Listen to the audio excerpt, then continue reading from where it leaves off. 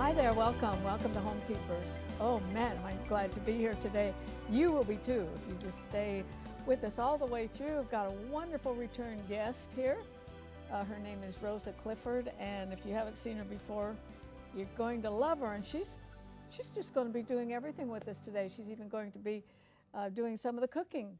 And perhaps if you have seen her before, you remember that she's a very talented, I would call her an artist, makes these very specialized, personalized greeting cards, and she sent me a few, and I feel it would be sacrilegious if I would ever throw one of them away.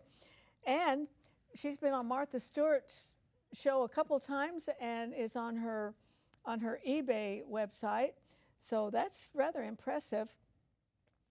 However, the different times she's been on the air, we've never really talked about what we're talking about today, because I found out that there's a day designated called World Down Syndrome Day. And that was going on while we were in telethon, and I couldn't acknowledge it at the exact right time.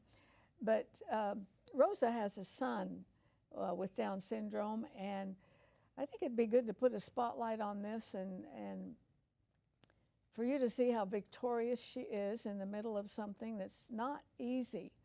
And hopefully we can really give you some information today and give you good reason to pray for people with this syndrome and realize that it's around the world.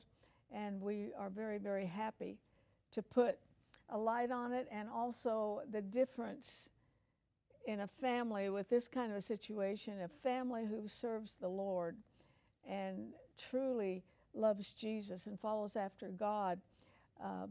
That makes the hard places much, much easier. So I'm glad to have Rosa here. We're going to fix one of her mother's recipes. How about that? And it looks good, for sure. Before I join Rosa, though, I want to remind you that we are viewer-supported, and we depend on the viewers and those who are blessed. I'll tell you, you bless me when I get your letters and your emails and so forth.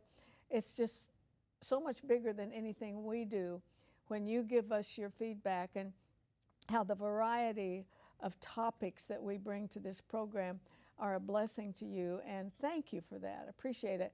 I'm just asking for more, okay? Maybe many of you have thought about supporting us, writing to us, emailing us, whatever. Boy, we'd like to hear from you, and let us know. Let us know if the program's a blessing to you. And if you give by a check or money order, just write to us at Homekeepers, Box 6922, Clearwater, Florida, 33758. Or if you use your debit card or credit card, that number is also on the screen. That's 1-800-229-0059. And we'll be glad to get it out to you. And now I've made my way over to the kitchen where Rosa Clifford, my guest, is going to take charge. You always make me feel like the Jolly Green Giant over here. You are a giant of the faith. Oh, welcome back. Thank you for having me back. Yeah, if you haven't met Rosa before, you're born in Colombia. Yes. And I'm sure you spoke Spanish there. Yes, I did. But you know, your English is so good. Doesn't seem to be any accent at all. How'd you do that? Well, I had been raised my first 13 years after being born in Colombia in the United States. My father, who was a doctor, moved back to Colombia, and I lived there till I was 30. So I picked up both languages. And then I came back, and I almost had to relearn the language. It's amazing how much you forget when you're gone for so long from a country. But I married an American on top of that, and he's so eloquent, and his speak is so beautiful. It just rubbed off. Oh, yours is too. Thank you. And also, in Colombia, I don't know if you've done anything like that here, but you were an actress? Yes. Were you in music at all? Well, I had started my career in television, singing television jingles. I had a very well-known voice in the television jingles, and someone spotted me that, I don't remember, or I met someone at a TV studio, and they invited me to be a guest on their show, and then they were like, hey, you kind of got a knack for acting, would you like to be a part of our, and the rest is history. Did you do soap operas? I participated in one soap opera. I mostly did mini dramas, mini series, and comedy shows. And what is now, I think it's called the golden era of Colombian television, which was like the 1980s. It's a long time ago, so you can start doing the math how old I am. To the early 90s. So I thought you were 16 years you're old. so sweet. Well, you've had an interesting life so far, Yes, and I we're have. going to explore some of the rest of it when we have a chance to sit down. But this is your mom's recipe, Yes. and it looks delicious. So I will let you just Okay. go ahead. Now, I understand that graham crackers are supposed to be in the bottom of the Yes, dish. this is a lemon cream, lemon bar recipe. My mom used to make it all the time when we'd have guests at the house. She would have people over all the time, and it was very simple to make, delicious. Who doesn't love lemon after a meal, you know? And it is very simple, the ingredients. So we basically layer our Pyrex with graham crackers. We do equal amounts of whipping cream and condensed milk. And then, I'm liking it already. yeah, and I know now that people can find at the grocery store what they call table cream.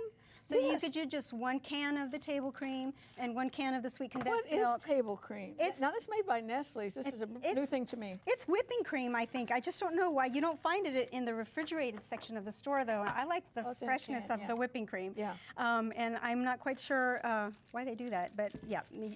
If you know about table cream, you can use that. Bottom line is equal parts of the condensed milk and the whipping cream. Well, how different is the, How does this work again? It's been a while.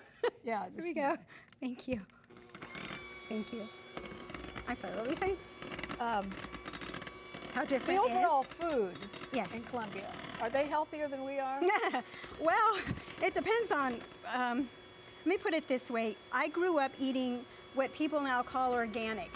Oh. Everything was fresh market, everything was, you know, Yeah. fresh from the produce. And We're gonna add, I would say 3 lemons. If you like it more sweet than lemony, go ahead and put 2 lemons.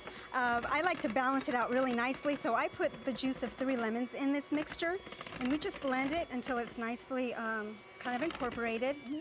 And that's about it, Arthelene. I mean, it's that That looks easy, hard. guys. It's seriously, it is so, so easy. So what we're gonna do now is just scoop the cream in here. Not all of it, because what we're gonna do is layer. So when you cut it, you'll have a little layer of graham, a little layer of cream, and it looks so beautiful too. So you're just gonna love it, guys, seriously. And we're calling this Mom's what? My mom's recipe. Creamy lemon Lemon bars? bars. There you Something like go. Yeah. Okay, so let's keep putting the crackers on there. And this was her thing, right? Her specialty. My mother cooked very simple meals, but so delicious. And you know, there's nothing like that. And there's just so much love in it. But this is, I just never forgot it. There you go. So see, you're basically going to use approximately half a full box of graham crackers. Oh, really? You know, each box of graham crackers has approximately 3 little packets in it. You'll be using at least 2. And then it's entirely up to you how many, many layers how you many do, layers right? of graham and cream you want. I mean, you can go really, really crazy and just put Is this thin something you little remember layers. from your childhood? Yes. Your mom.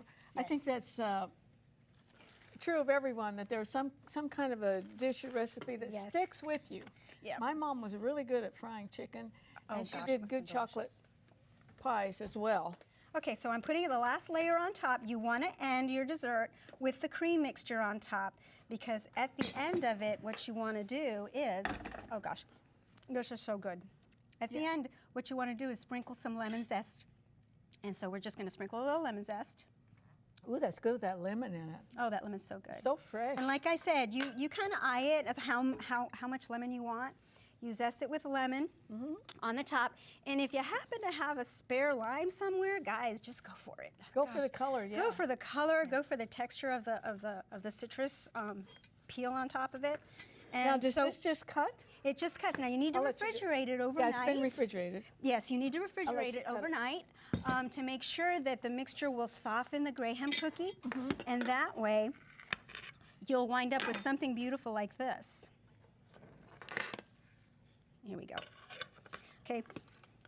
First piece is not always the best, so if it's not, I pray do there's you grace. fix this for your family? Oh, they love it. It doesn't last. It never lasts. It never lasts. Oh, it's beautiful because it's softened up See the those, little layer? It softened the cookie. Want to try? Well, of course it tastes good. Isn't it good? Imagine, it's marvelous, really. Isn't that great? Yes. It will be a favorite. Let me tell you, that is really good And simple. because of what it does to the graham crackers. Yes. Well, if you would like a copy of this recipe, we'll be glad to send it to you. Is that okay if we send them the recipe? Oh, absolutely. And you can email us or write to us. We'll get it right out to you. But stay with me. I want you to hear more of Rosa's story and what an amazing life she's had so far. That is really good. that good? Excellent. Okay, let's go. If you would like a copy of today's recipe, just write to the address on your screen, or you can email your request to arthelene@rippy.org.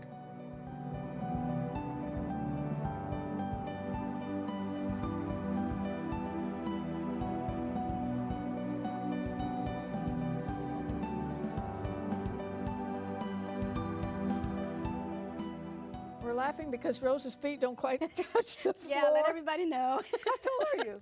4'10". 4'10", Yes. yeah. I'm a little taller today, but not quite. Didn't reach the Yeah, floor. but mighty, let me tell you. Let's talk a little bit about your beautiful cards. This one just is haunting to me. This, Noah's Ark. yes. It's a special one. For People the love that. babies. Those are baby cards. My favorite color, yellow there. Yep, and then we have all occasion cards, so they're all blank, so people can. It's such an impersonal world right now, and there's nothing like yeah. a handwritten from your heart, heartfelt. For sure. So I even blank. You know, I'll let my clients do the work a little bit. It's just so sweet for someone to receive something that someone else took the time to think and say something that came from their heart. So Absolutely, and portray it the way you do. So Well, thank creative. What was it like to be on Martha Stewart's show? Because exhilarating. I love what she does. She really brought back an importance to the home after all of the women's lib, and they were burning their bras, and they hated housework and all this, and she comes back and puts the spotlight on the home and making it beautiful, and that was great. And so we've got her website up, or we're going to put it up right away. And you can go there, and if you want a special card for someone special, maybe tell her a little bit about the whole situation. You probably come up with something very personalized. Yes, I can. I also make some custom paper portraits. So I have customers who will send me photos of their children who were married or their mother who passed away in the last photo they had with their loved one, and I'll replicate it in a 3D paper art image for them to frame and have as a keepsake. And I have such incredible stories of people that have reached out to me, and it's just amazing. You know, it's the love of God being manifested in a different way, you know, through a talent, and how it ministers to people, that unique and preciousness of each one, and something as detailed as And this is such a small sample. Your creative genius has such variety within it. But today I called you because I noticed there's a day given. It's called World Down Syndrome Day. And I thought of you because you've had your son Christopher here, and you're so tiny, and he's getting bigger all the time. Oh, yeah. And there are changes and new difficulties a lot, right? Yes, Arthelene. When he was little, I've had baby for a longer time. You know, he did not walk till he was almost 4. And you know, everything is slower, all their development. Their teeth, everything is just much slower. Their teeth come in later? He just recently had to have a lot of baby teeth pulled because they just never came. And he's how old now? 13. Did you know before he was born? No. They suspected it, but with my first pregnancy, which was Jonathan, I'm tiny. And so because I carried tiny, they took measurements with Jonathan because they said we were concerned that there may be Down syndrome, and so they took all they took all these tests, and they measure the radius, and there are certain markers that they look for. It's a chromosome though, isn't it? Yes, but physically, even in the womb, there are things that begin to develop abnormally. Like if the womb isn't large enough? No, they'll measure for instance, in the ultrasound, they'll see the measurement of the bone size, and if it's smaller than it should be for that gestational time, for that time of the pregnancy, in more lay terms, it might be indicating that there's something not right. They look for markers in the brain and in the heart, and I think the kidneys were the other 4 organs that they would look at in the ultrasound to see if there was any indication of potentially Down syndrome. So, and then they would say, well, would you like an amniocentesis? And I got married very late in life, Arthelene. I didn't marry until I was 35. I had waited on the Lord for a husband, and I couldn't wait to know what it was to be pregnant and have my own child. And there was nothing on earth that was going to take that away from me. And so they offered an amniocentesis, but my husband and I, we said, listen, whatever it is. You wouldn't have done it anyway. No. So when Jonathan was born, he was fine. So we had the same scenario when I was pregnant with Christopher. Jonathan is how old? Jonathan's 15. And he's wonderful, Yes. wonderful young man. Thank you. So what was it like? How soon after he was born did you realize, or were you told that? Well, as soon as he was born, he came 5 weeks early. I almost had him in the car. We were driving through a tropical storm to get to the hospital, and I barely made it out of the car and upstairs, and he was here. He was so early, the doctor didn't even get in time. And as soon as they put him on my chest, I knew. I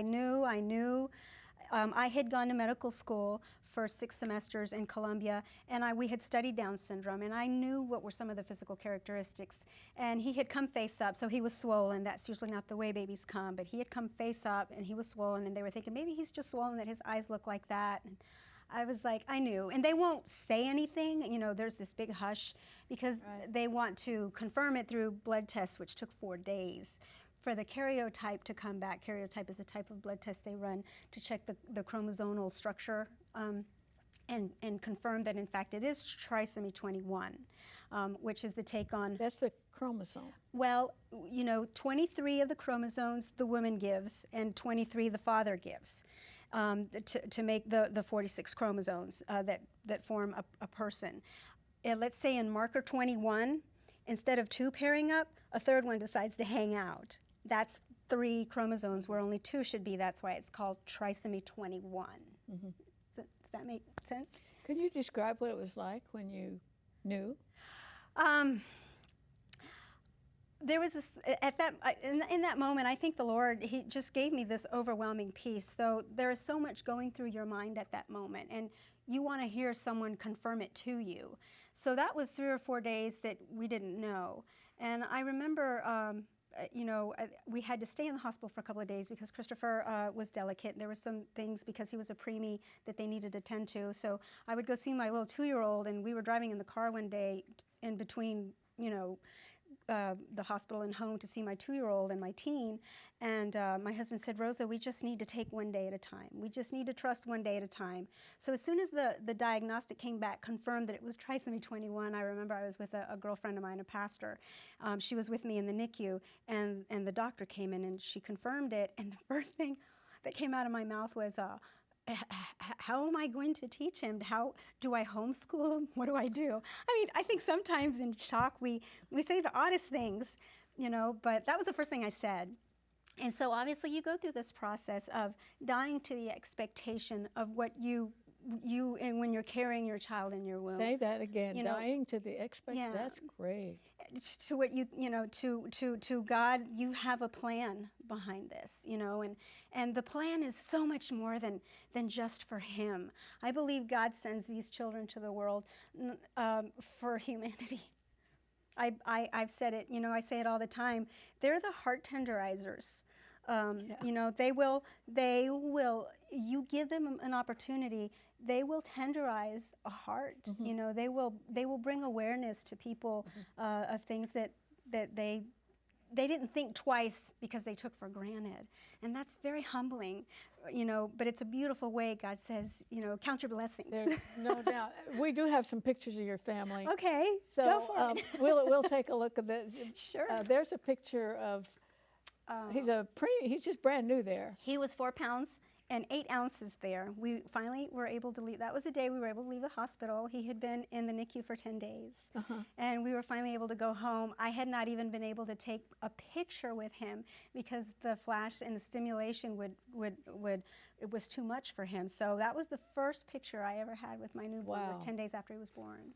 Yeah. And I think we have, some more pictures. There he is with his wonderful brother. Yes, Jonathan. he's such a blessing. This was actually very recently taken, and to the surprise of many, it was the first birthday party he had ever attended. He's very sensitive about stimuli and a lot of activity. He gets like overstimulated and overwhelmed, and he had actually kind of plopped himself on the floor at the entrance of the party. Didn't want to go, but brother coaxed him, and we got him over there, and he actually had a great time. I'll bet brother has a great influence. Oh my gosh. Over him. Oh, it's so sweet. I think there were some. Is that your husband? That's my older son. When I married my husband, I became the instant mom of an 11-year-old. He's now 27, married with father of twins, and they just have the greatest relationship too. He has a great relationship with his brothers. His brothers are, my gosh. Yeah. It brings me to tears what God has made out of my sons. And the way he's used this little guy to just... There's something holy about it. There really is. There is something very special. I want to ask you too, there's another one. That's your husband. That's my husband, and that's a very recent picture as well, so you can kind of see how tall he is right now, which I was telling you he's almost as tall as me, which isn't a big effort, but it's great for him. He's going to be tall. Yes. Another question. And there's the whole family. What a fabulous picture. Thank you. Oh, I love that. Thank you very much. How about the marriage? A lot of times marriages do not survive at all. I am telling you, Arthelene, there was never a moment that our marriage was in crisis because of Christopher, ever. I think to understand the value of covenant and to know what covenant means, you know, where you go, I will go, your God will be my God. That was our commitment when we were married. And when the doctor had said, I'm suspecting, and she was really nervous, I had to kind of talk her off the ledge when she was really concerned that Christopher would have Down syndrome.